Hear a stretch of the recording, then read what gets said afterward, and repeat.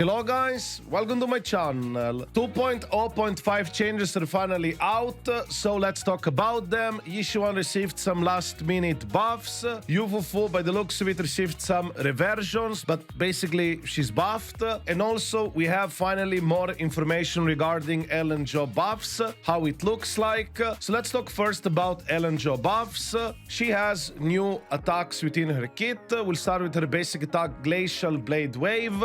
Here you can see its damage motion values and days motion values. This effectively can be used after her basic attack 3, enhanced dash, dodge counter, or quick assist. It will also consume 2 stacks of flash freeze and can be directly followed up by her basic attack 3, and you also will have invulnerability within this ability. She also has another new basic attack by the looks of it, Icy Blade. Here are its motion values. It can be used after basic attack 3, X special 2, dodge counter, or assist follow-up. Apparently this will also deal additional damage against larger enemies. I'm not sure what are the size criteria for this. Also there will be a quick charge effect for enhanced dash attack, and you'll also have invulnerability within this ability. Her dash attack, enhanced dash attack that is, has a block mechanic now, and immediately will finish charging after blocking an attack. So this is a pretty cool mechanic that now you can kind of like block parry with Ellen. That seems very fun to play with. Her core passive also did receive a change.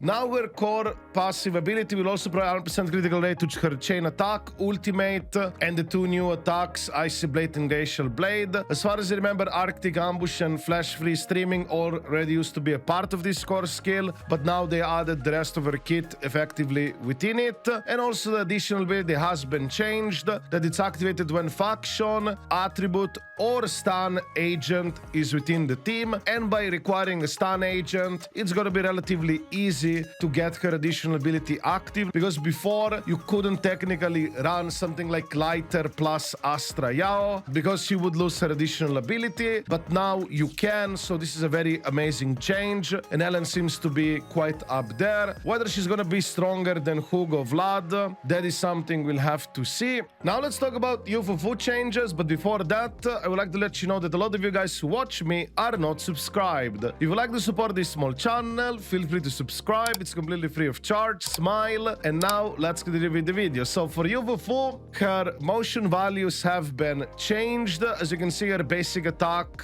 defense assist follow-up got a bit nerfed. However, her chain attack, Cauldron Shock, specifically the days value from it, has been reverted to its original. So this is very good because you'll be able to stun enemies faster, and I think this is a very nice change. Besides multipliers, there were also some other changes for Fufu. Her basic attack, Tiger 7 Forms Flaming Claw, during the 3rd hit, anti-interrupt level is increased and damage received is reduced by 40%. I believe the 40% damage reduction is the new part of the change. Her dodge also has been changed, I guess slightly nerfed. Now it's 40% damage reduction instead of 60% during its ability.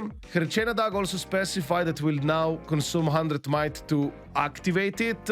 It's just a condition clarification, no actual change for her chain attack. Her core skill has been buffed. Now the character will gain 300 decibels instead of 250. I believe the cap should still be 1000 decibel increase. However, do know that this 300 decibel gain will only be active for attack or rapture agents whenever they use their ultimate, not for everybody in the team necessarily. You've also received some changes on her V engine. They increased the days value from 22% to 28% whenever you use X special attack, chain attack, and ultimate. So her V engine seems to be better, but I believe that even without her V engine she should be pretty good. She also did receive some Mindscape changes. Her M1, now it also provides 12% critical rate. Everything else should be the same. And M6 increases her chain attack damage by 30%. So these are pretty much Fufu changes. We also have a clarification for Fufu critical damage buff made by Leifa. So for people who are interested, Fufu critical damage buff does not provide a fixed 5% 5% critical damage at 100 attack intervals, but actually scales up dynamically. As a result, you do not lose out on a wall 5% critical damage by being at 3399 attack rather than 3400 attack. There's also the formula if you wanna read it. And lastly, let's talk about Yixuan changes. Yixuan received a significant amount of changes and looks like they're pretty much buffs. Her X special ink trace has been buffed on damage. The Cloud Swift attack and Qingming shock damage has also been buffed. The daze value has been slightly reduced. The X special cloud condensation has been buffed along with X special ink embers. So lots of MV buffs. However, her basic attack Qingming shock did receive a damage and daze nerf. On the other hand, her ultimate, both of their ultimates that is, got its motion values on damage buffed.